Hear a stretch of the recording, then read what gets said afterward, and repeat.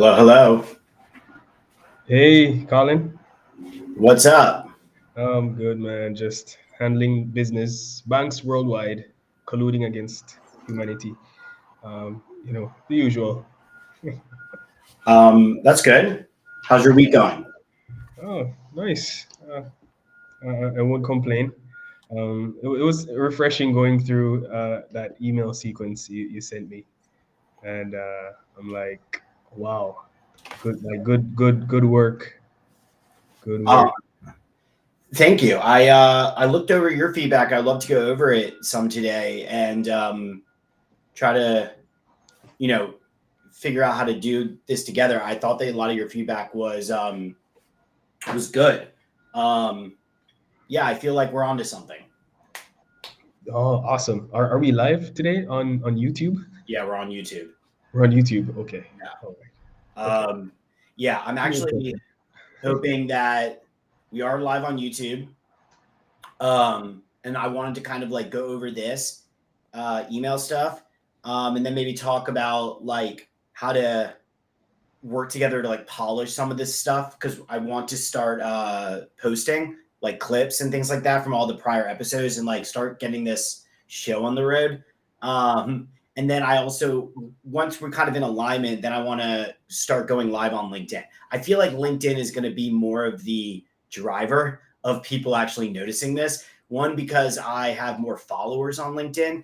And then two, my desire in doing this is to use it as a networking tool along with my software, along with these emails to try to proactively go network over the next few months with people like in my like as me locally and use the content posting to grow the brand. I hope, in time, YouTube, Instagram, those kind of like become something. But my focus is more on like, how do I get exposure as me, just creating a lot of clips and talking as me, and then let the chips kind of fall where they fall. But the reason I'm kind of going slow and, I feel like we're right there is because we got to think through how, like, what's the call to action that we are asking of people to try to make some money because the goal here is to make money. I want to be able to scale up your hours if you want, or other people's hours, invest more into the engineering. I want people to use the product. I want to create community. All of those things is the reason we're doing this ultimately. So I actually envisioned the agenda today to kind of start aligning because I actually feel like we spent a lot of time talking and I feel like those are going to make some good clips. But now we're starting to get into the pursue networking work. And I feel like I don't. We'll see where you want to take this, but I feel like I can help. You can help me in this, like we're gonna do now, with copywriting. Help that way. But as I start posting and things like that, I feel like you're such a valuable resource in different ways simply just because you understand what we're trying to accomplish. If anything, I'm trying to like bring you up to speed, so you feel like you understand, because there's a lot of moving pieces here, and it's a very like I always view this as a very team oriented thing. Like I actually get uncomfortable when people in my world talk about how I'm like a solo entrepreneur, because Yeah, solopreneur, yeah, is the hot term of the 21st century. yeah. So to be honest, I've even had encounters where it's turned me off because I meet people in Atlanta and people introduce me as like a solo entrepreneur, and I get uncomfortable with that introduction because everything I do is team oriented. I don't want to be a solo entrepreneur. I like building teams. I work with clients. Everything about this that I do, literally everything from the agency side to the product side to this community side, is literally the opposite of being by yourself.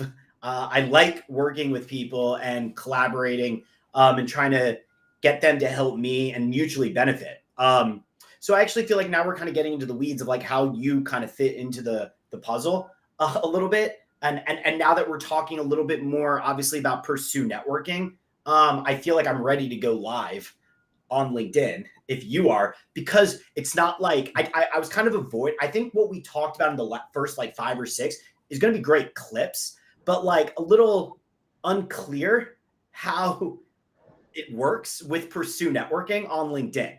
That's how I want to focus these like hours is like office hours where we're working on Pursue Networking. You understand a lot. We're working together. This is going to make it, I think, more interesting for people to like actually follow along. And then we are like talking about how things are going and not like existential stuff as much. Not saying we still can't talk about that, but like, you know, to make it interesting, but that's not the focus, which is exciting. I feel like we're kind of right there because even like I saw your comments and things like that. Like, you know, okay, now we're working on some interesting stuff together.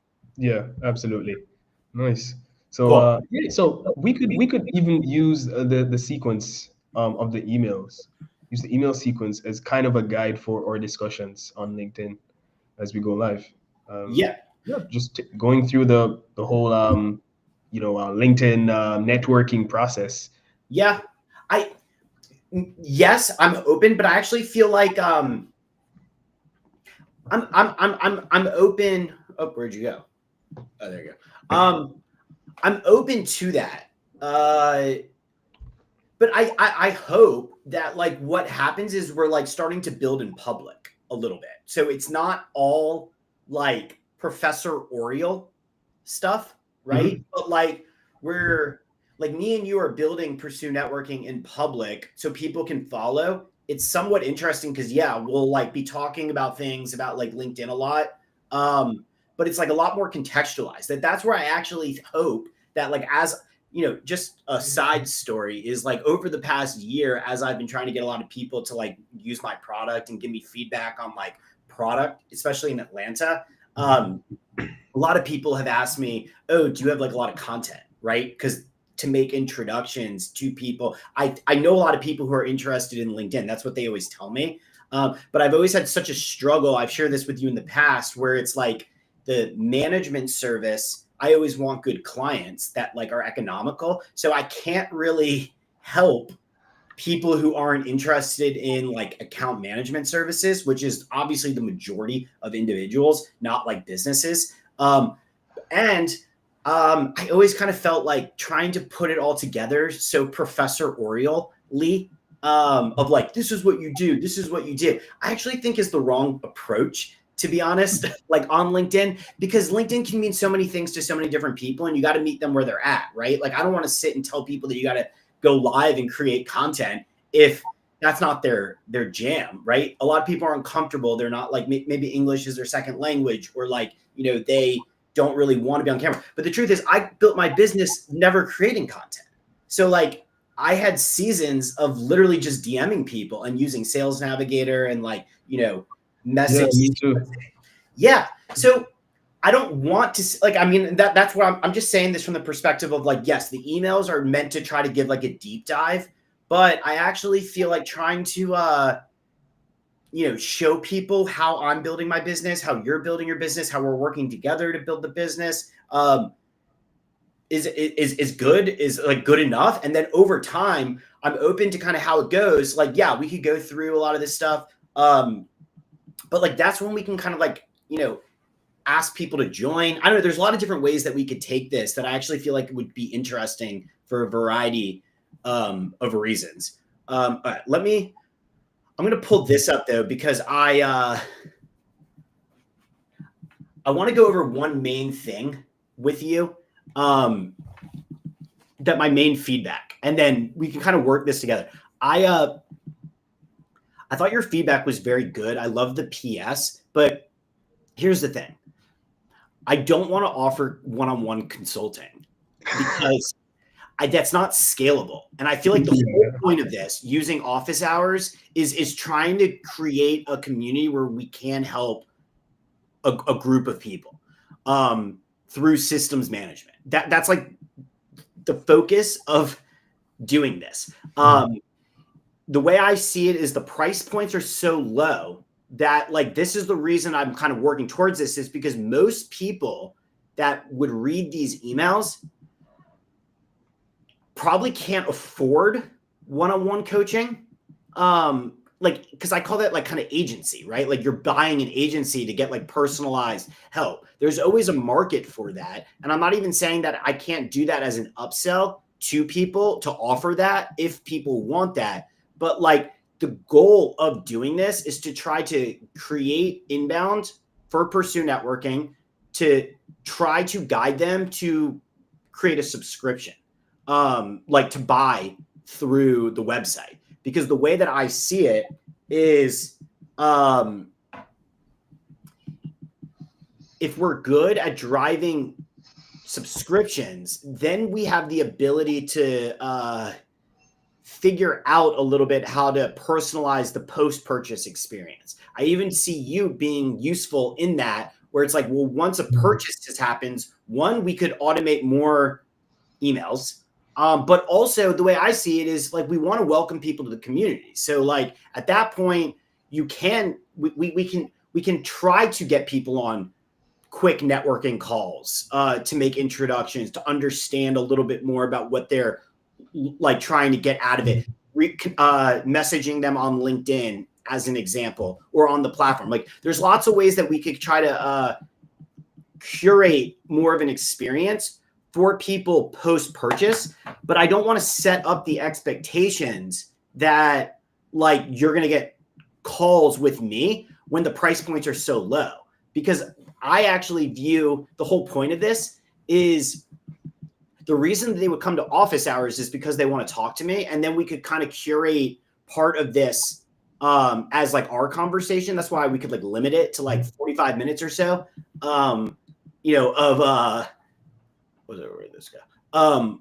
We could curate like 45 minutes of our conversation about the business, and then open it up to audience questions, or at least take questions and answer it live to create more content out of it. So like what we want people to do is make purchases directly, because the way I see it is, if we're good with these clips and creating content, they should know who we are through social media. They could watch us live on these. And then in time, you might even be able to help me just open up messages on LinkedIn to do that curation. So like it actually demonstrates more of like a company operational experience, that it's more scalable. Because it's like, I mean, in a perfect world, like if we get some virality, we could have 30 people make purchases in a week. Do you understand? Like that's not scalable if everybody starts respond. I mean, you could email me back, but I want to set up the expectation.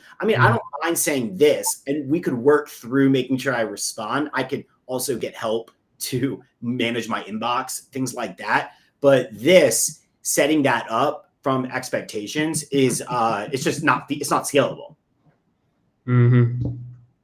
Yeah. Yeah, I totally get you, man. Like, no, this, what this selling through the PS thing, I learned it from a client who wanted one-on-one calls. So his business like he needed one-on-one calls. So, but I totally get why you probably would be a bit hesitant to put yourself out there like that. Yeah, so I get you. Yeah. That's how I started. So I've been there too. Again, like going back to like there's seasons to this. This is part of the reason why I don't really want to create professorial type content telling everybody to do things, because there's like there's the context is everything. I literally have done this before, in the sense where I have asked for one-on-one calls. I'm not saying that I wouldn't do this from a company perspective, maybe post-purchase, but the goal is to try to get people to purchase $378 for an annual. That's the main call to action. So one, on the website, we have a pop-up that is capturing email addresses. So we have a flow here that we have to kind of write. I have it, but it's not very good. And then the flow that we just are going over is after they download. So the way I see the flow is, anybody that lands on the website, we're collecting email addresses. Those emails might be like a few that are driving people toward downloading the software to start your free trial. That is our main flow of then kicking out the experience of being trained around LinkedIn, getting introduced to office hours, understanding context. Like we are providing value that is eventually trying to ask for the sale. And the sale that we are looking for at scale is $378. That's the call to action that we want people to make an investment in themselves. The reason I came up with this price is because one, it's $35 a month. You're saving 10% if you pay up front. And I feel like 300, we have to anchor people on a price. The way I see it is if you're not ready to pay for Sales Navigator, which is theoretically like $99, you get 1 month free. So for a year, it's for 11 months, you're paying $99. That's over $1,000 for the year. Depending on where you're at in your business cycle, like totally makes sense and worthwhile investment if you can make an ROI. But I have a feeling that we're going to be onboarding or like inbounding a lot of people who might not be ready to make that financial commitment to making $1,000 out of LinkedIn if they've never made $1 out of LinkedIn. So for me, this is the big opportunity. How do we get them to say, okay, spend $378 and work with us for the year? So work with our community, work with our software. And like, we are all anchored together to say, okay, well, you got to build up a network and do sales to make more than $378 a year. I actually think that that's a very reasonable ask if people are trying to invest in themselves. So the whole point of this email flow is to essentially try to convince people that it's possible, give them a lot of contextualized information, and then drive them toward making a purchase and then working with us. So the way I see it is if someone makes that purchase, we have like a standard of excellence on our end with the community that we want people to get an ROI. So like, that's where post-purchase becomes like more operations, right? We can meet with them. We could ask questionnaires. Like we could try in these office hours to help them think through what their value proposition is, what their target audience is on Sales Navigator. If they don't really understand, like, some people might be a little bit older. They might have no understanding of Sales Navigator. So we might be doing a lot of live trainings of Sales Navigator, talking out different filters or things that have worked with us before. That's where I actually feel like we're going to provide the most value at scale, because we're not professor oralizing it. We're actually helping people, meeting them where they're at through like live streaming that is trying to get to a point where how do we get like 500 people, 1,000 people to pay $378, pay up front for the year. To me, that's always been kind of the holy grail of this whole thing, because what you're trying to do is to convince people to invest in themselves to build up their private network. That's it. It's actually, I think, a really good deal because then you don't need one-on-one coaching in an agency, which is going to be a lot more expensive. Like even what you went over with your prices, like I'm offering, to be honest, a better deal than what you are offering. Not putting you down. That's where I started. It's just taking me a really long time to build software, because I always found it difficult, even at like $500 a month for 3 months. You're asking people to make $1,500 commitments that may or may not work depending on like where they're at. And it's not scalable because of all the things that you told me last week, right? Sometimes the clients aren't good. They don't really see it. So this, I feel like it's that's where I actually feel like this could be disruptive in the LinkedIn business market, because it's the best deal available. What we're doing is giving you tools to organize yourself on LinkedIn that will hopefully get better over time. We're also giving you like web shows of office hours and like, ways to kind of interact with the community. And also on top of that, we want to build a community where we want people to make money. We want people to walk away in a year from now being like, I'm going to pay for that again, $378. This is great. And I actually think by year 2, if they're making money, they might say, okay, well, why don't I just pay $1,000 for Sales Navigator, $378 for Pursue? So we're talking about $1,500 for the year, but I have the skill set to know how to fish. So I don't need these automation tools. I don't need the consultants and the coaches. There's always a market for that if you're a business, because you want like operational support, fine. But like for individuals, I'm trying to teach them how to fish, how to use Sales Navigator, how to create content, how to use AI, how to have a community support of people who like might give you like feedback where they're not like trying to price gouge you, to say like, hey, like, what do you think of this value proposition? Or like, here's what I'm thinking. And then somebody's trying to be like, oh, like you have to pay me. It's like, no, we can actually do that for kind of free through social media, just giving good feedback. So Nice. what I view, what I wanted to kind of go over with you is how could you help me polish this? We have 20 days. We have to change the call to action a little bit, but I hear you on the PS and I like that. We got to change the call to action and then figure out how to introduce the offer, but we're leading with value. So like, you know, if you want to maybe think through like how can we introduce the Shopify site a little bit in these PSs, and then by day 20 or so, well, I don't know, maybe have an extra 1 or 2 emails that's outlining like the ask at that point, right? Like what is the ask of like, how do we explain what this is? Because we haven't really talked about office hours. We haven't really talked about like how to engage with us. That's the stuff that I actually feel like is going to drive the conversion. Sweet. Yeah, we could make that the call to action then. So we'd switch out the PS and drive them to the LinkedIn group, the YouTube channel. What are you thinking? I'm thinking maybe the LinkedIn group, considering we're going to be doing these live on LinkedIn. And I think maybe both. We could drop both links in there. Or we could drive them to the LinkedIn group where they'll find clips from YouTube. Because we'll need content for the group anyways. Right? Yes, I think that's good. I also think that once we translate this to like Klaviyo, the email marketing, we might be able to put some of the social like links in the footer or something like that. So it's like the emails will have that, but we don't need to like call it out. We could just say like follow, and just have all the links. But yeah, I think the LinkedIn group is probably the best bet. Really double down on trying to manage the group and then try to get people to download software. What I would imagine is we post all the clips to the company page for LinkedIn to try to get like outward exposure for LinkedIn because I don't have that many followers, but it also gives like it gives the company page is like the public facing one where anybody, you, Alyssa, anybody else I could invite people to follow the company page. LinkedIn could also put the company page public.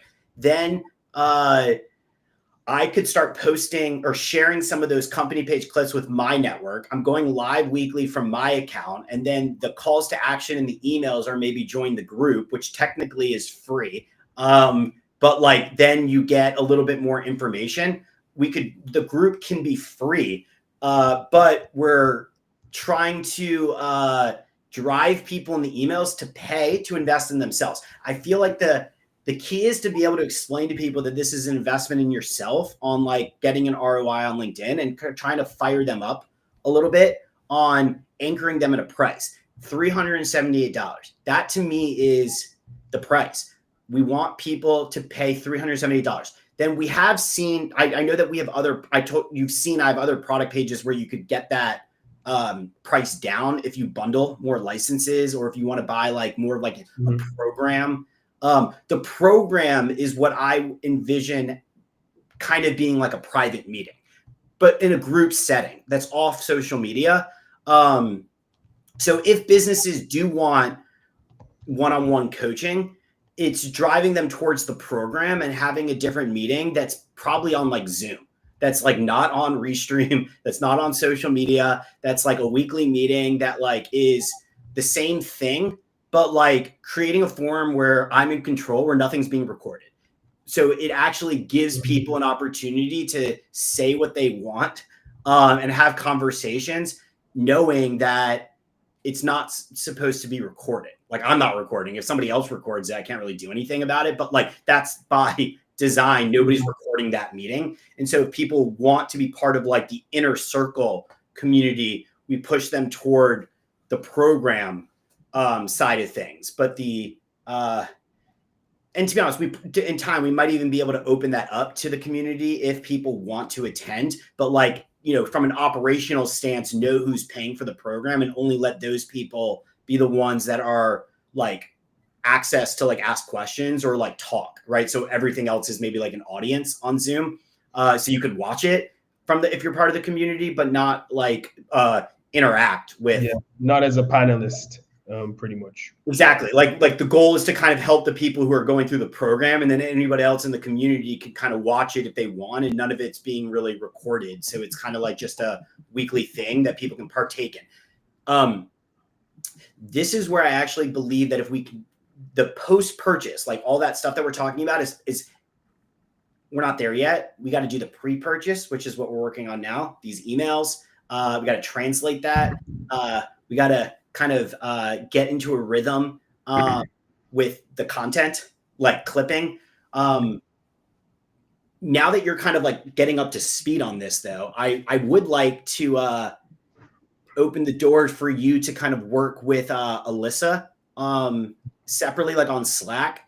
Alyssa is my Filipino virtual assistant who's kind of managing my social media. She's the one that I've tasked with like clipping all of our stuff.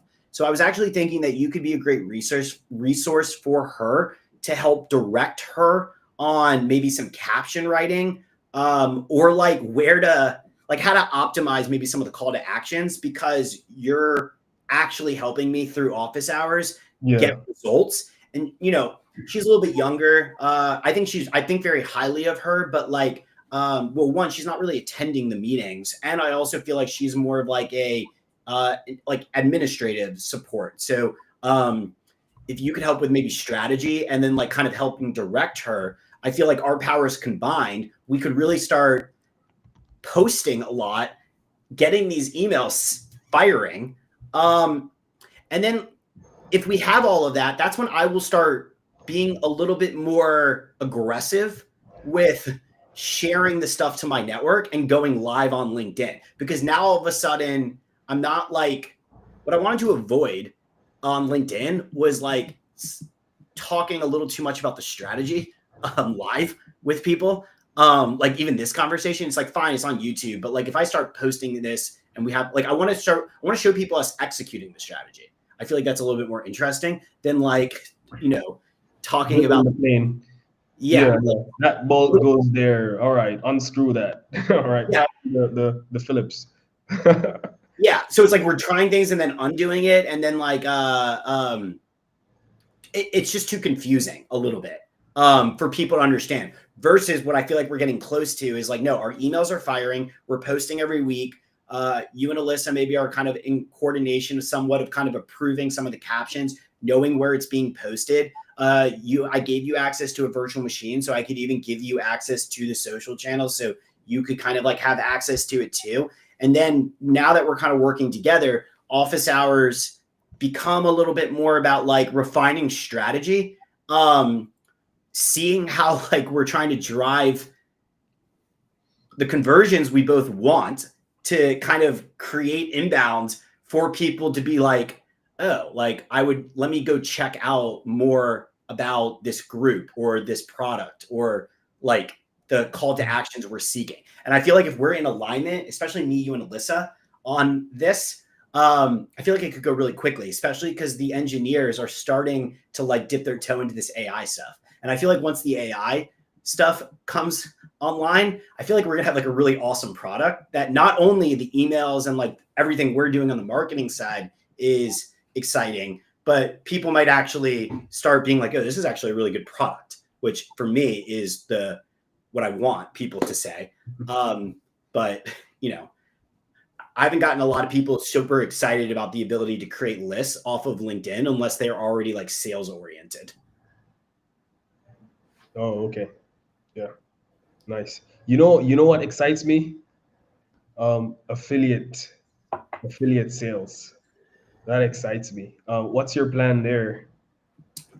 That's a great question. I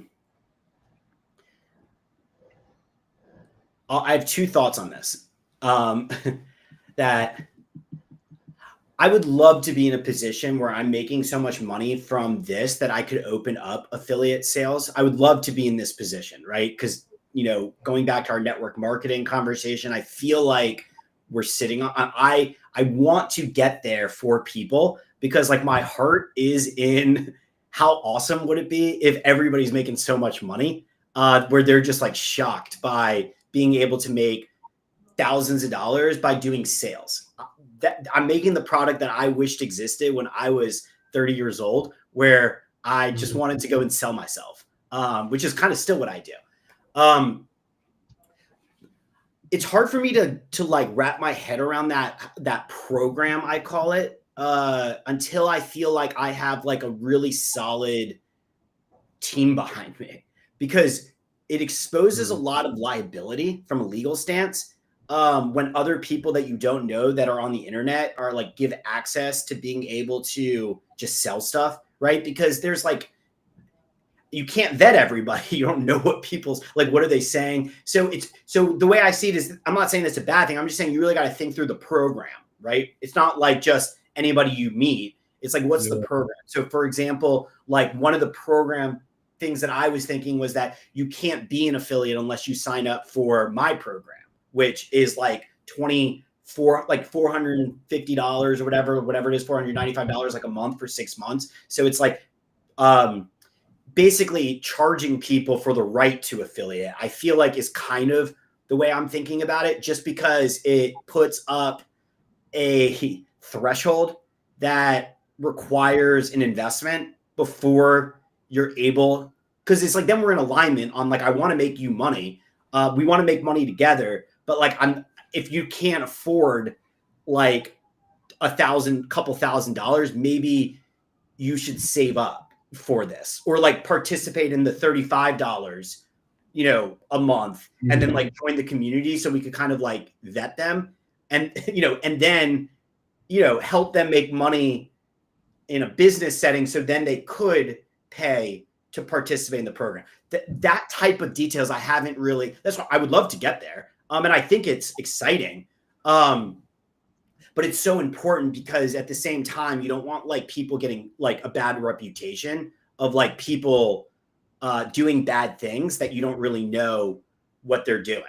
And it's hard to really know, which is why I feel like it's important to have like a really good team of engineers who can put, let's say, analytics in place that might be able to answer some things that are hard for me to see, like, better tracking, things like that. But yeah, that's the way I think about it. Yeah, I think that that's the most exciting opportunity. I think that there's two business models that are exciting other than just what we're doing with just like full community. One is training people on building agencies around LinkedIn, like understanding virtual machines, understanding standard operating procedures, like to give away the secrets of like how I manage my agency. So I feel like you could basically attract a lot of people that might pay to basically license something of like virtual machines and like a lot of licenses so they could go do sales on LinkedIn and build like a LinkedIn agency. That is actually easier because that requires the people to like do work. So it's like those people will pay. I think that's a good model. They will pay for the support of like saying, I want to make an agency. The affiliate, like just doing direct sales to sell software, that is, I actually think, the kind of holy grail of this, where it's like, well, what if you find somebody who is literally just wants to like be an influencer on LinkedIn of sorts, like create content, create a group. I feel like we need to do a lot more engineering, to be honest, before we can really open up that type of program. Again,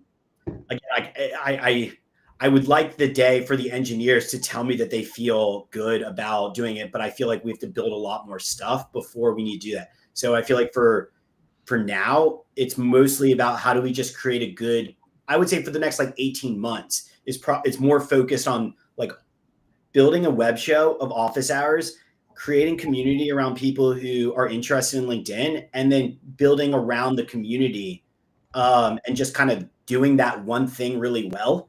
And then also trying to like create community to help people. So people are making returns on LinkedIn. If you do that well, then I feel like it really opens up a lot of affiliate opportunities within the community. So when you launch the program, it you have an audience kind of built in for people to like sign up for and like, go through that type of training. Yeah. Okay. Hey, thanks for explaining that. You're a lawyer. I trust you. I believe everything you say, man. Like there are people out there who are who can be unscrupulous. Let's just put it that way. So we need to protect ourselves because Yeah. we can't control what they're going to do at this point. Yeah. Um, yeah. Okay. Also, people are looking for reasons to sue you. So, like, how long do they get income for? Is it, a year, 2 years, 5 years in perpetuity? There's different models that could exist, but there needs to be like contracts. So it needs to be very clear of like what they're signing up for to do this. Let's say in a perfect world, I give him for perpetuity, right? You sell somebody, as long as that person pays, you get it. That is arguably the best thing for the person, but that could open up, if you do that, very bad behavior where they're selling and recruiting people in ways that I might not be okay with, in ways I'm not even thinking. You know what I mean? Like, what happens if somebody is like going to conferences representing that they're me or something like that, right? Like they built it, because people lie, like, and then they're trying to, because they find that if they say that they built it or that they did more, they get more credibility and they can make more sales. So it's like, you see what I'm saying? It's like, I could see it's like I'm trying to help people make money, but then they see it as like, well, what can I say that gets the biggest conversions for myself? And then I make more money. So it's saying I built it and people don't know and they think that they're me. And then like they start doing it and then you don't have contracts in place. So then these people, are taking advantage of something that I wouldn't have thought people that's the way this works. So it's like you got to have the right contracts. You have to have the right clauses that say if you do certain things like that, we have the right to kick you out. Maybe we do audits like every few months to kind of determine user behavior graphics or things like that. Like another thing is I could see like, well, if it gets really big, what happens in like India or like another country, they start kind of like creating accounts with credit cards to try to scam the payments. And then they have kickbacks, right? So it's like, okay, I want people to get paid, but what if they find out that you could front money and then like give go to the credit card and stop the payment? So like there might have to be like a 90-day trail or something like that. Like you see what I'm saying? To make sure that the payment not only clears but doesn't get kickbacks. This is what people do. They're scammers. So they see opportunities for short-term things to kind of get money. So it's like, well, if you sell $35 and let's say the kickback is like $8 per month, but then the credit card companies are coming to collect because the people are doing something scammy. Those are the types of things that will happen at scale. So the way I see it is you don't really want to go down that path unless you have to go down that path. You have an audience. You want to offer that. People are kind of like, interested in it. Then you could do like pilot programs for people that you trust, right? Which would be probably the people that pay for the program or that you built relationships with, like trying to find people who have integrity that I do want to like be a business partner of, try it with them, build the systems. And then once you kind of work with lawyers and like have like the right mentors in place and it's working, then you could expand it to a more automated style where it's like you sign up, you get your links, then you have like your portal, and then it's kind of automated. Okay. But we're far away from that. Okay, gotcha. All right. So hey, where do you want to go now? Do you want to dive into that document? The website definitely needs updating. Yeah. Yeah, the website needs updating with a bunch of stuff. Including like the group mention of the group, mention of the YouTube channel, those stuff. So hey, where do you want to start? I feel like we need to do a session off the air. Yeah. Where we can dive in and start doing some work. You make an intro to Alyssa, I get acquainted, get logged into the editing software that she's using, etc. And but I'm certainly open to doing more hours and being more integral into the build out of this thing, because I see the vision, man. I That's see. good. Mhm. Yeah, I feel like we're there too. So Alyssa is use Opus Clips. So you're very familiar with it. She's just going to Yeah. use Opus Clips, but I want her to kind of do the administrative management around, like, she's taking this and kind of doing it. And then what I'm trying to build a workflow in that, like, you could help her maybe with selection of clips, because you were present. So like you could, between the two of you, it's like you were there. And then she's giving like a objective perspective on like what she thinks is like a good clip. And then maybe you could help guide her with some caption writing, because it's like, well, then what's the caption? And I don't want to do it overboard. It's like, just, we got to like get into a rhythm. But like the way I'm thinking about it is like, let's say if we're processing some, like we could just create a rhythm where it's like she's kind of maybe doing a first pass, you're helping guide her, you're reviewing it and kind of approving it. Then she can kind of post it. So you don't have to do the posting side of it. It's kind of like just being part of the workflow. And then depending on how it's going, right, then it's like, well, she should be gathering the metrics and kind of like reviewing it back to us, whether or not that's every week or every couple weeks. So I want to put the burden on her, because I want you to kind of stay in the talent lane, because I do feel like you have to show up. You're clearly a good writer. You could kind of help with more less administrative and more kind of like operations, and then even be a group leader in that group. So it's like, if you understand what clips we have, you might be able to write like a different caption in the group than the one that Alyssa is posting on the company page, as an example. Posted in two places, but with different captions. That type of mindset, to be honest, I don't really want to focus my energy on. I actually feel like you'd be really good at that. And I don't really feel like she should take more direction of like the process than understanding all the moving pieces. And then this way, yeah, you could then help me with copywriting on the website, making adjustments, things like that.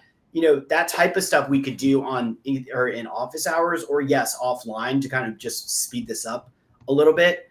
And then the way I see it is like, also on social media, we should probably start promoting, as part of this. Once we get into the rhythm, we should promote office hours, right? If we're committed to doing this, then we should have like some posts on YouTube, posts on LinkedIn, like scheduling to kind of we should try to promote it in advance so people actually know when we're doing it. Maybe change the banners on YouTube or on the LinkedIn group page to kind of promote it. Those types of things is actually what I want to start the process of working towards, by me, you, and Alyssa doing Divide and Conquer. You can kind of take lead on it, but like think through kind of how to do that. So then, yeah, like we have more reason to do this. And I also want all that done before I go live on LinkedIn consistently, because I just feel like everyone else is going to be kind of confused by the whole thing. And I kind of want some structure around hopefully creating inbound for myself in my life, for people like, oh, I see you on LinkedIn and I've like checked it out. I like what you're doing. That's what I want to get to, versus like, I see you on LinkedIn. What are you doing? Yeah. Yeah, I got to set up these up in Klaviyo, but I mean, we can go through this. To be honest, I thought all your suggestions were good. I felt like the higher level, you were simplifying things, right? You were taking out what you thought was unnecessary. I don't really disagree. You also, I thought, did a very good job of like, sometimes I was saying like, do 3 things and you're like, do 1 thing, right? Like, you're right. Like, I don't actually, no pushback on that. I thought everything was simplified. My main point was, was the call to action, right? Like, we want to make money on an automated sense. That's the scalability of it. Like, what distinguishes Pursue Networking from everybody else on the market is that everyone else is asking for one-on-ones and we're not. We have a web show. We are trying to automate where it's self-service. You go and stumble upon figuring out how to join us. And in time, are you familiar with Shopify at all? Not extremely. Okay. Not extremely. So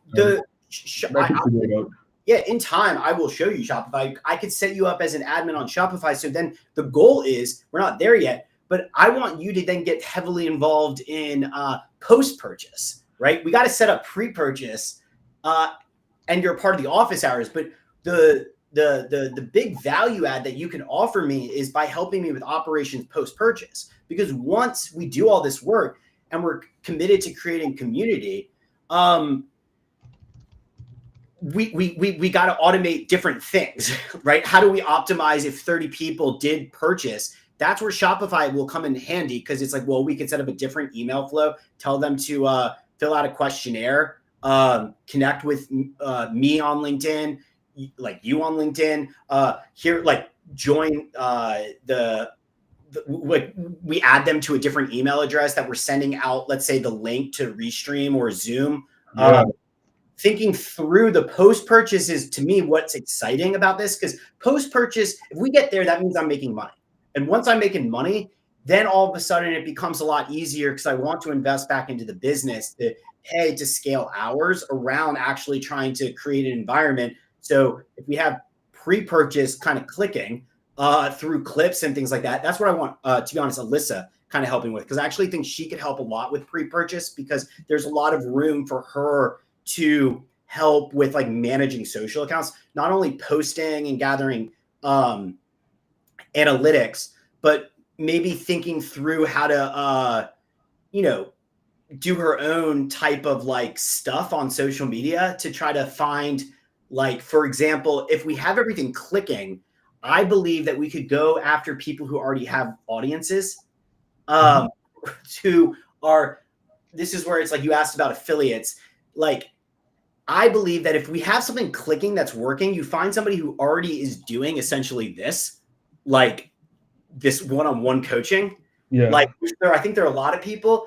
Ask those people to kind of pay the $370, those people potentially to pay for the program, that those people would be interested in partnering with us to kind of get a better deal, maybe for licenses or thinking through affiliates, or I'm open to those, but I want to know those people. So I actually think that like Alyssa might be able to take direction to find those people, and comment on them to kind of bring their attention to us. And then, in my mind, I'm trying to separate out pre-purchase, because that's like prospecting and finding people, from post-purchase. And I think that you would be more helpful with post-purchase, because you're part of office hours and like trying to be community driven, to kind of like be a counterbalance to me, where it's like we could kind of do this together, and then have Alyssa be more, go find more people and make sure that they know that Pursue Networking exists, and ask them to follow people on Instagram, follow people on, invite them to the company page, do things that make our numbers go up, but like in a more targeted fashion. I feel like doing pre-purchase and post-purchase is difficult, because post-purchase is going to be a little bit more technically driven, which I feel like you're better served than Alyssa. Thinking through automations, thinking through like, well, what if we do get 30 people to sign up in a week for $35, which is great. But we got to scale systems management of being able to like process that. So like maybe Alyssa can help with that, but like, we can, I don't know. We're not at post-purchase yet. We're still at pre. Oh, okay, cool. Yeah. So, I mean, I thought all this was good. I feel like I would love for you to take another stab at maybe thinking through what to have the call to action be, like how to do that. And then also, yeah, like I understand that we need to kind of modify some of the copy on the page to now talk a little bit more about the community, which I think is important for where we're at now. So I don't know. How could I best help you in this? Because to be honest, a lot of this I feel like is all me. So it's like, I'm not saying the emails are bad, but they need to be polished. I'm not saying the website's bad, but I know it needs to be polished. So I kind of want to give you some space to say, okay, well, how could you help me polish this stuff? And then we can make edits together to get to a place where we feel like the homepage is good, the emails are good, and like we have the group set up with Alyssa helping with some administrative stuff that I actually feel like then we're off to the races of like, we want to go live on LinkedIn. If I go live on LinkedIn and they come to the website, I don't think they're really going to understand exactly. They'd have to do a lot of brain energy, I feel like, to kind of process this. And then the emails aren't set up yet. So it's like, I don't even really want people to download the software until the email is, because I actually think that the value add for people to download the software is more of this and the office hours, because this is what we could control. The software is only as good as the guys make it. And it will get better, but like, actually, I say this to my operators all the time, that like the way to get results on LinkedIn has nothing to do with software. So like what we're trying to do is to teach people about like the human interactions and like how to navigate the platform. And sure, software is like a staple of that. Sales Navigator, virtual machines, CRMs, like, yeah, it's good. And we're bringing one to the table that's helpful. But like at the end of the day, they're paying for the transformation and the outcome that we're trying to deliver by bringing community and helping people think through what LinkedIn could mean for their business, depending on kind of where they're at. So we have to do a little bit better job, I think, explaining that, not only on the homepage, but also the product page. This video that Alyssa kind of helped me create, and she's still making some videos, is supplemental. But this is more about like explaining the software. I actually feel like we need to do a better job of kind of anchoring in like the opportunity of like what Pursue Networking is in this like interactive experience office hours way. Because if we're starting to, like, I hope, we'll see, but if Alyssa told me today, this is, I'll show you what she said to me, so you're up to speed, that she's okay.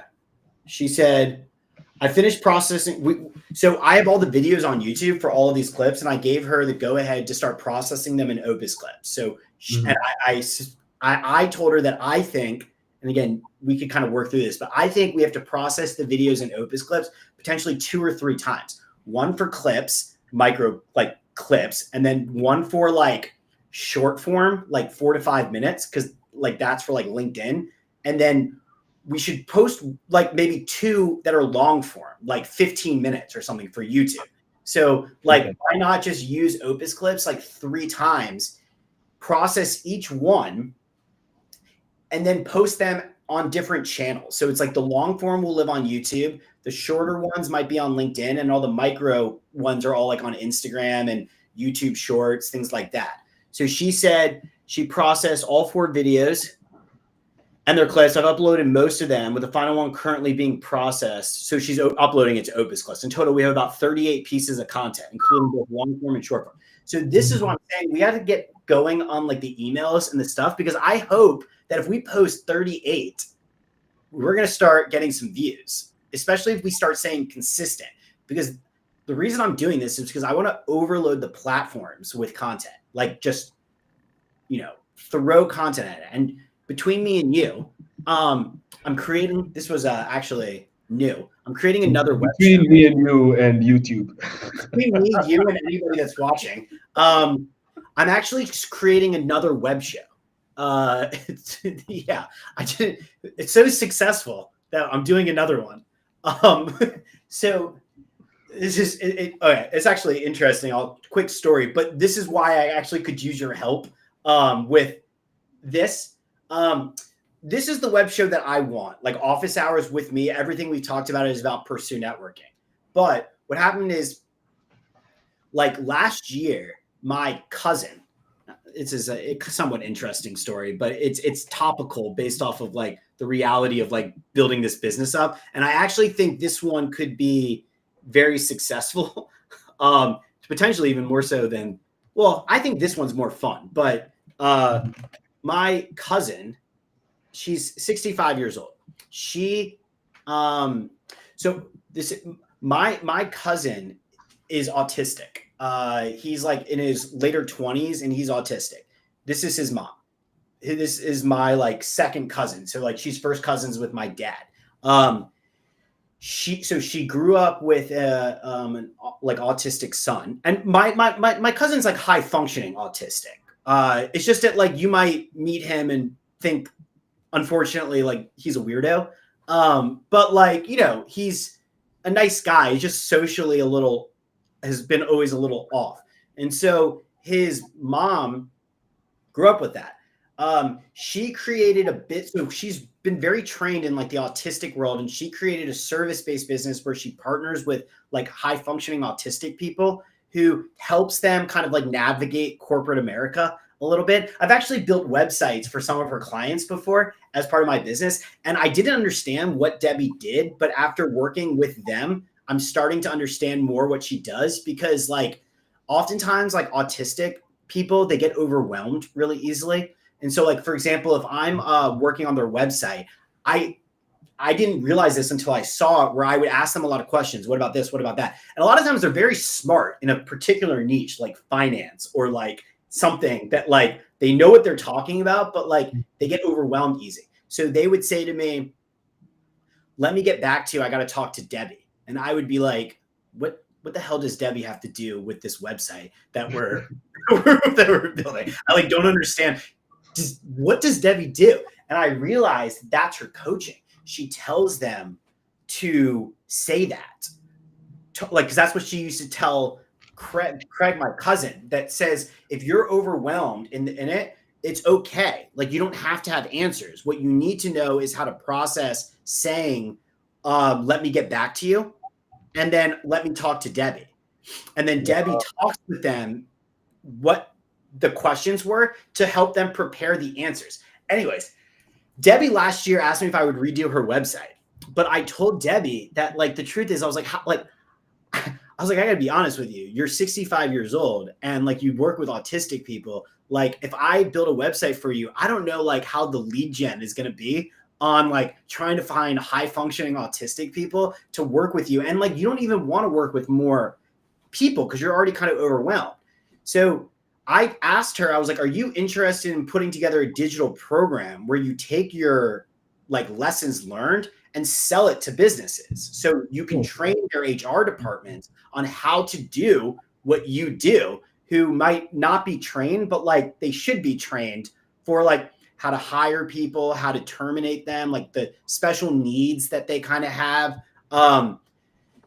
So I told her, I was like, look, you don't understand anything about social stuff, but like, if you want me to be like a minority owner in this, I'm happy to help, but you have to find somebody that could be on your side. Cause that's kind of what I do. I was like, I have no experience here. I can build a Shopify site. I can help with LinkedIn. I think you're sitting on something that's like very valuable. I figured there was no way that Debbie would find somebody that like fit that criteria. But sure enough, some things are meant to be, where Sarah is actually her stepdaughter. So Debbie married this guy like, 6-7 years ago. Very smart guy. I like him. I've met him many times. Sarah's that guy's daughter. And Sarah fits all that criteria. She's like 32 years old. She's really smart. She actually came from the HR world, but like, wants to be a little entrepreneurial, very interested in kind of building a business with Debbie and her dad. And like, the fact that she has access to me, she thinks is like, great because she can learn from me. So this is actually going. I'm actually so impressed by Sarah that like Sarah's reaching out to me. So Sarah's like writing all the scripts because I'm training her like how to use ChatGPT. She's writing like all the scripts for Debbie to create videos and wants to be the operator of this business. She wants to build a Shopify. She wants me to build a Shopify site for them, learn about how to sell on LinkedIn, do the content, like stuff, but like kind of do it for Debbie. So Debbie has to show up, but like she has to do it. So I'm working with Sarah, and Sarah's so novice, super smart, but like just does not understand the technical side of things, but can learn, like very competent. So I told her, I was like, look, I'm just gonna be honest with you. Can I use you for content? And so I was like, at a certain point, you're gonna have to learn how to do a little bit of the production for Debbie. So can I do the meetings? If we meet weekly, can I put it in Restream and like have, instead of office hours, just let it be Spectrum Strategies with Pursue Networking, broadcast it to Pursue Networking. And then I think over time, if I do that, you'll get a lot of traffic. It's a good cause, like helping autistic people. People might get into your business. It'll help the business. But I get a lot more content, and you can kind of see what I'm doing to you, because I'll do all the production. You just show up, like do your work. We'll meet. And then at a certain point, you'll learn about like Opus clips and like Restream. So then maybe at a certain point, you got to do that for Debbie. You got to have her just show up and do this. So she's totally into it. So she's hopping in right now, is she? No. Oh, okay. I'm keeping it totally separate. But the reason I'm telling you this is only because I want you to get a little bit more. This is part of the reason why I actually feel like I'm a little overwhelmed with the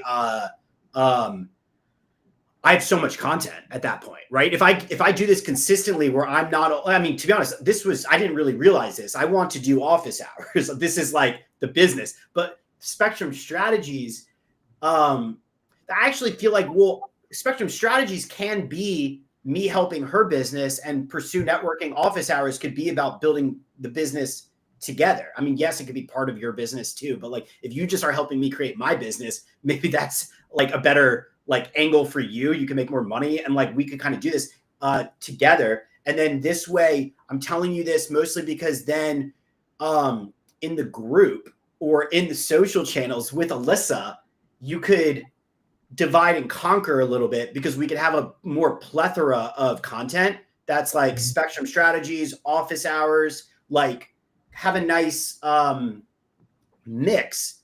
But theoretically, the idea is, well, then every week we should have about at least 2 hours worth of footage that can be clipped about building businesses online with me in it, that can then be broadcast to the group. And then hopefully the office hours version of it could, be the like staple of the community. But Spectrum Strategies could become an example of like actually building a business live that's not mine, which I actually feel like might be really interesting. Because to be honest, one of the reasons I kind of like you and I feel like you could help me is, and I believe you can, is that like at a certain point, if this gets big, I feel like I'm going to lose some relatability, let's just say. And I want people to understand that I'm really not that special. Like I'll say this over and over again because I don't know how to code. I just meet with people online. I understand not everybody likes to do this, and that's fine. I'm not relatable in that sense, but I actually don't view myself, like I said before, when people look at me and like, oh, he's like a solo entrepreneur, it makes me uncomfortable because I didn't code anything. I rely on like Alyssa for like organizing and making sure things look pretty. I rely on you to like make sure to write captions. I'm like helping with clients, and I rely on Filipinos to do the operating for the business. And so like, it's not, I don't actually view myself as like very intelligent or like anything. It's just a matter of I wanted to do it. It's just kind of a desire to do it. I feel like Spectrum Strategies is a better example because I have to build up Sarah, because I'm literally not going to build a business about like, it's one thing to say, oh, he's so smart, like, because he figured out all of LinkedIn and he's good at sales. But if I could showcase like building up a business around autism, that's kind of like a good storyline that we could kind of interwove in the narrative of like showing people building businesses in different formats online. That I feel like would be kind of interesting in its own right. Nice. How long would it last for? 3 months, a 3-month season, a year? I'm going to guess I'm probably going to guess the full year. Full year. To be honest, it's probably as long as I want. But I'm going to guess the full year just because I want to, so just in my head, it's like, okay, we're trying to get to a place where we can record these videos with Debbie.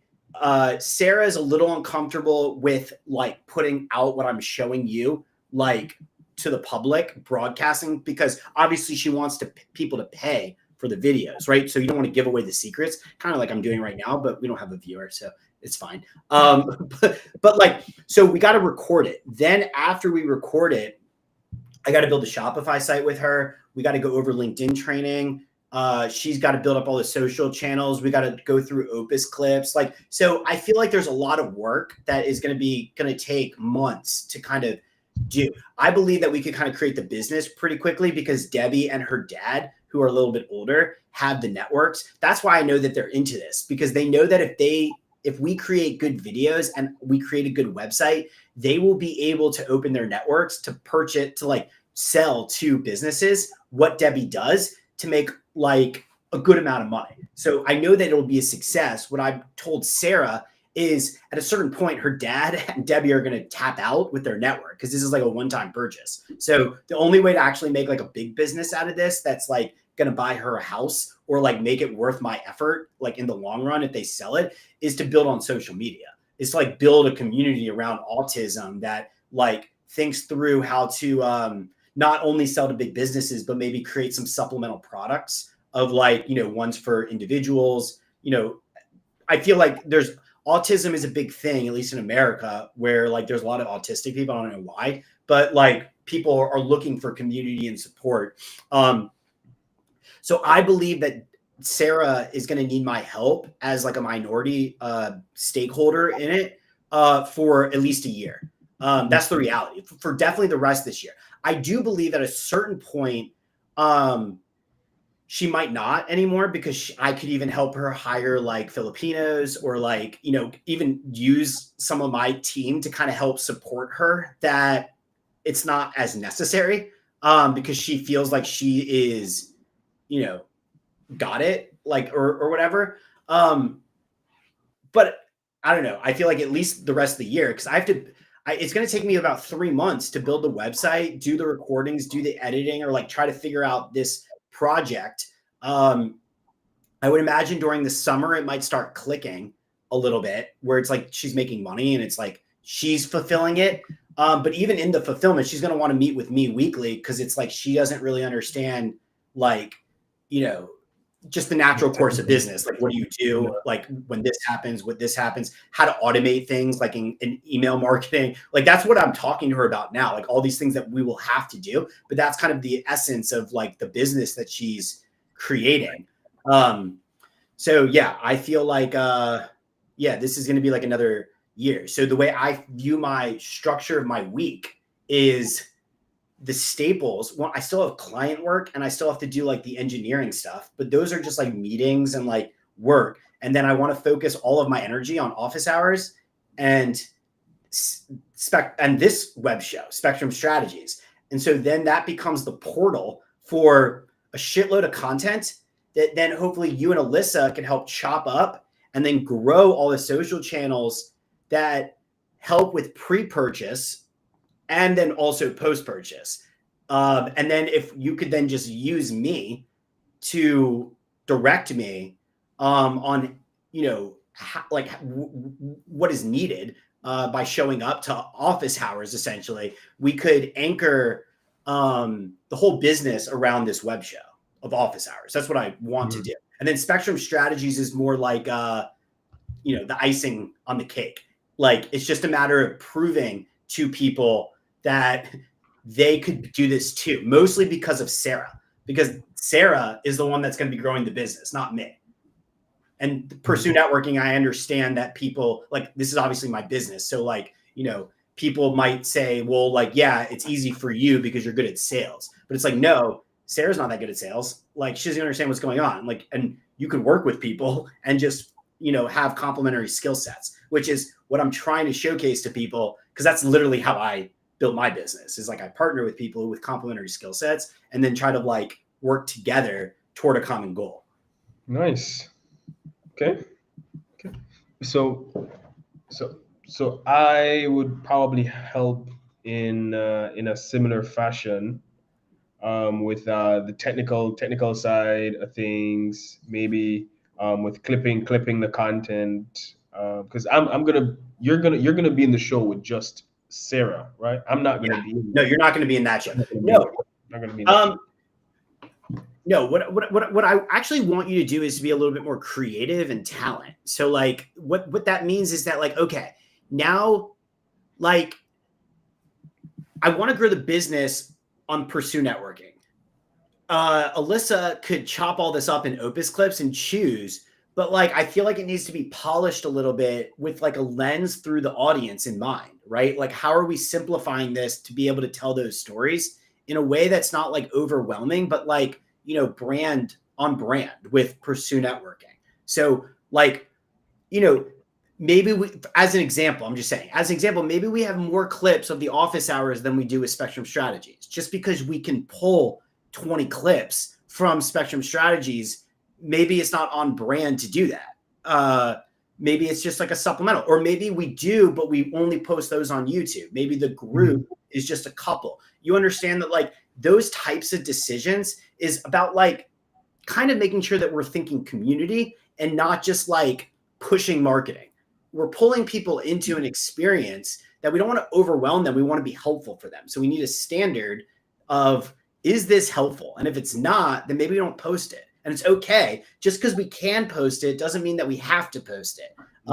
It's about making sure that each one is good. Or maybe we post it in different areas. Maybe this doesn't go into the LinkedIn group, but on Instagram, whatever, post more on Instagram if we see that it's working, or maybe post more on YouTube Shorts. The strategy behind doing that, I want to be involved in, but I actually feel like you would be very good at helping us, because not only are you going to be helping with the community side of things with office hours, but like, you know, you could also kind of be an objective, you could help like objectively with some of maybe the captions and kind of the calls to action and like making sure that we're conversion focused. Okay.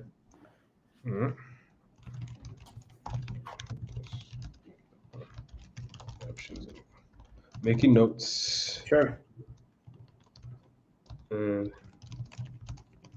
conversion focused. All right. Awesome. I've never sold autism services before. It's not it's a digital program. Yeah. So what I'm trying to do is not service. That's what so you're trying to get her to move away from that. Yeah. I want to build a Shopify store that has two products. One is premium. Let's say that's like $10,000, like one-time fee. Two businesses to have a lot of video content about how to source, hire, work with, and terminate people on the spectrum. And then as part of that, there's a beginning, middle, and an end with Debbie of like having some interactive office hours. That's kind of the model. And then there's a lower ticket offer that's still high, but maybe like $5,000. That is just the videos and following on social. So Debbie's information is up for sale, guided in a professional way, but not really her time, because you want to pay more. You want businesses to pay more for like a personalized experience with Debbie, where she's working with the HR department to kind of think through how to use the information in their business. The beauty of the business model is that it's essentially classified as training. So it's like businesses have training budgets. It's just a matter of professionalizing it and creating brand to make them feel like this is a like good course of like good information. Yeah, good investment too. Mm-hmm. So the answer is no. That's why I told you no services. If people want one-on-one time, we could talk about that and do it through the store. But no, there's two products. You get personalized or just the product, no personalized. And we spend a lot of time up front creating good video content that gives away all the information in a scalable way. Since you've had literally like 30 years of experience in this field, you could share your stories of like what HR departments need to think through when it comes to hiring somebody, helping them, terminating them, sourcing them, what good roles, like what are common problems that they have, and then trying to train all the younger HR people who could serve the capacity of like what Debbie is doing. They're capable, but they just need to be trained. Because again, like when you deal with autistic people, if you're not autistic and you never experience people who are autistic, they just oftentimes come across as like socially awkward, that you don't really know what to do, mostly because they don't pick up on like social cues, or they do things that are just like, it's like, I don't know. It's just, have you ever dealt with autistic people? No, no, not up close and personal. Just observing from afar.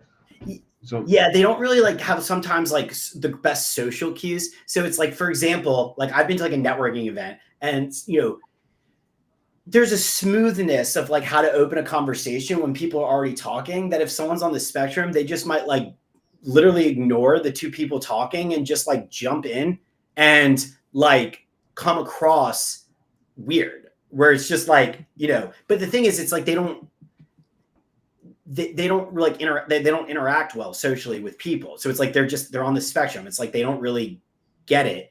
And so they need coaching on like how to maybe be more effective with their communication, because they don't pick up on things that seem to come natural to certain people, that sometimes get misconstrued as like rude or like frustrating, when it's not that at all. It's like literally they have like learning disability, but some of them are high functioning. So you might not necessarily know right away, but the reason that they're doing that is because internally they're like very overwhelmed, right? So it's like, it has nothing to do with, they don't know how they're coming across. It's hard for them to read people.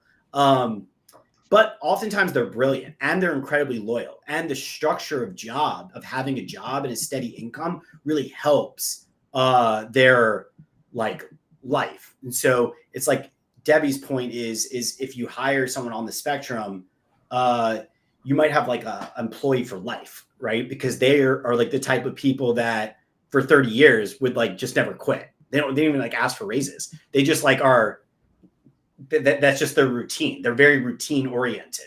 So it's kind of like, if for the right business, higher on the spectrum is actually a great type of role, as long as you could have people help them navigate like performance reviews and like working with their managers. Because if someone's not trained, they might be like, I can't work with this person. They're so rude. Or like, why are they doing that? Not realizing that they're just like thinking about something totally differently, and they process information differently. And like, you might say something and you assume it's being picked up on, and it's like totally not. And there's some disconnects there that you have to like create awareness for people, that people on the spectrum just like need a little bit extra guidance. So they take things maybe very literally. They don't really understand the subtleties of what you're saying. They might not like look in your eye. So you might think that they're like being rude or like passive, but they look down at the floor.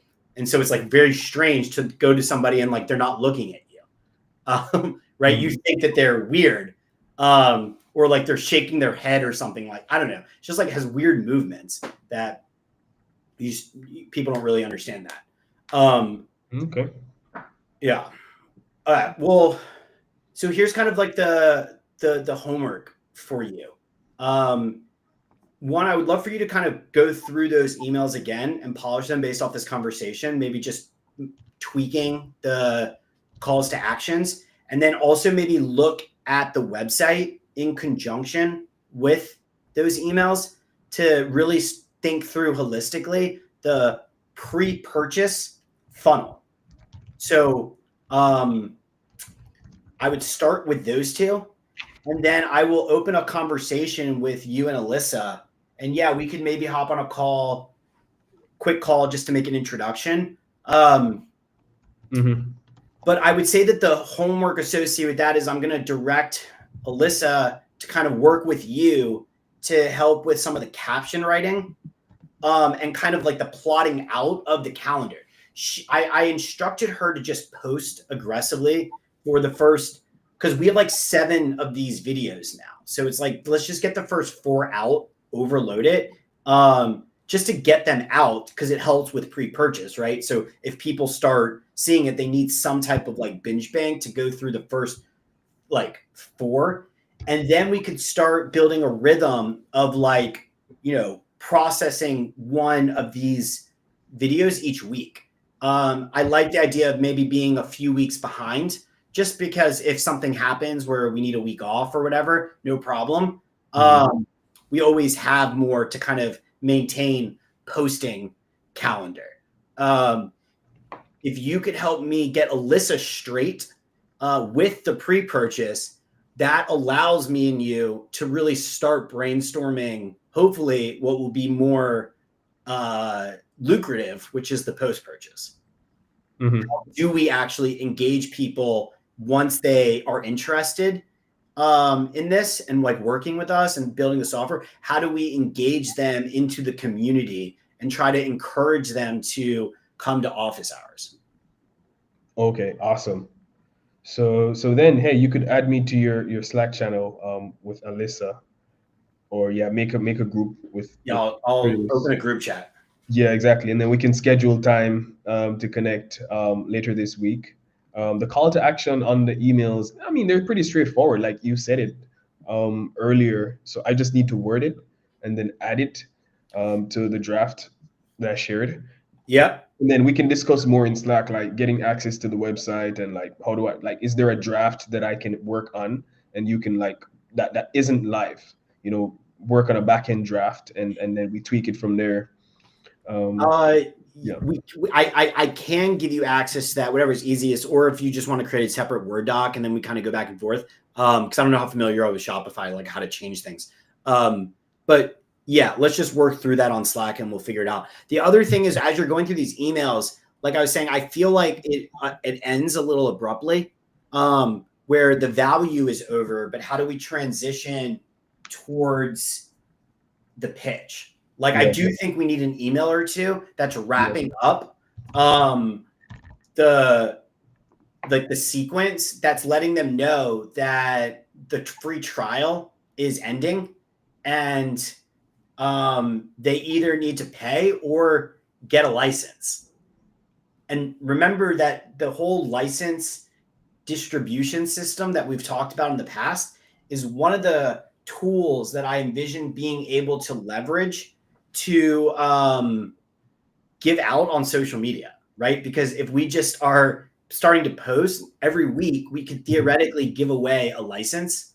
If people maybe like share, repost, do those types of things, and then just give out free licenses to people that are part of the community. That's an example of something that I feel like I'm okay doing, but there needs to be a little bit of coordination between the caption, the outros, like how that is being communicated to the community. We might in the future want to write like a newsletter on LinkedIn, something like that.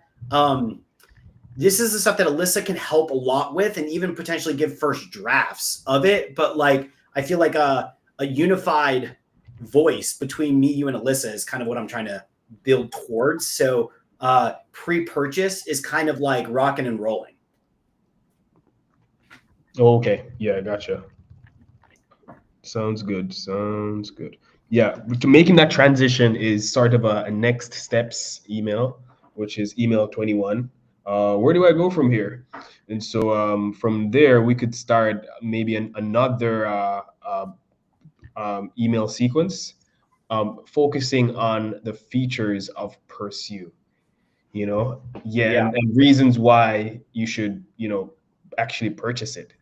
All right, and we'll see how that goes. And so maybe 5 emails there. So that's something we could start writing out as I get more familiar with the software. But as we've like created that kind of pod with the 3 of us. Yeah, that sounds good. Also, we should think through this sequence on the website of if somebody joins this email, how are we driving engagement here toward downloading the software and then going through this onboarding experience? because I have a feeling people might land here, give us their email address, which is great, but we don't want to kick off the onboarding because they haven't downloaded the software and the system is calculating that 30 days based off of downloads, not signups. So we got to think through, how do we kick off a welcome email, welcoming them into the experience, maybe even introducing them on a high level of what this is about, and then driving them toward telling them to download the software. We could even send the Chrome extension link in this email. So, thinking through that experience, homepage, those email flows is kind of where I would love your attention to detail a little bit to kind of help me polish this in a way that you're proud of it as well, that we feel like we're ready to go sell. Yeah. I mean, I don't think we need 2 email sequences. I'd unsubscribe, right? However, what we could do is we could change the wording on this and change that button to say, I guess, join our innovators inner circle, and in the fine print, where you get a free course on LinkedIn, whatever we do in the main email, and we change that button to a download button, or install extension right away. So we actually route them to installing the extension and getting the single email sequence instead. And do you know, or what else would you be trying to accomplish with another email subscription? No, I don't mind that idea. I'm trying to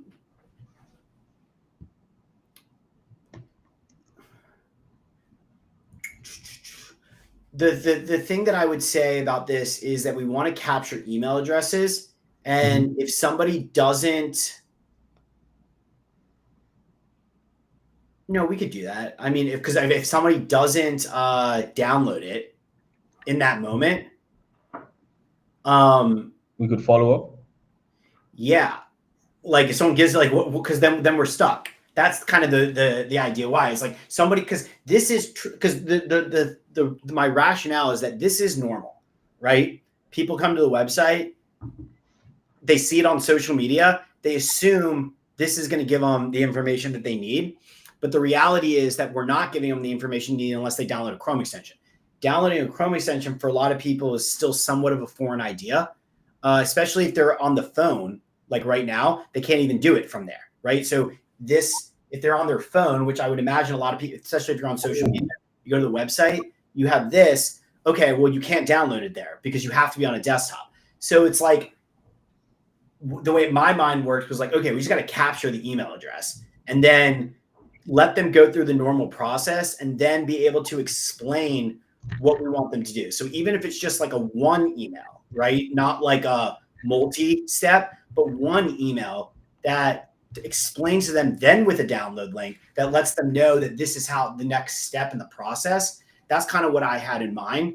It's mostly optimizing for a mobile experience. We want to capture email addresses because email addresses lead the groundwork for us to be able to build community, have a newsletter, do more things that I feel like email marketing is good. Like if we are, the way I see it is if we are rocking and rolling where Alyssa's in charge of pre-purchase, you're in charge of post-purchase, and we have community coming in, like the next thing that I would probably tell both of you is, hey, we'd probably be able to like build better community if we add in, let's say, a newsletter, maybe once a month or like every couple weeks. That's also like explaining kind of like some behind the scenes stuff, right? Just to build up more community, to say like, what features are we launching? What are some of the topics that we covered? Like just something that kind of drives people back toward the like brand if people aren't really following.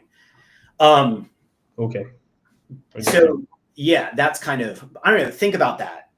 This part, to be honest, there's a lot of, it's like a web, right? Of trying to figure this out. But I feel like the way I see it is everything is okay, but I would love for, well, I would love for it to go to, I think it's okay. I would love for your help to get it to good, and then maybe us with some friction and collaboration could get it to great. Yeah, okay. Yeah, sounds like a plan. Sounds like a plan. Cool. All right, Colin. So I'm gonna jump and we'll chat on Slack. I'm looking out for you. You're adding me to a group with you and Alyssa. All right. And we'll take Perfect. it. All right. Thanks. We'll talk soon.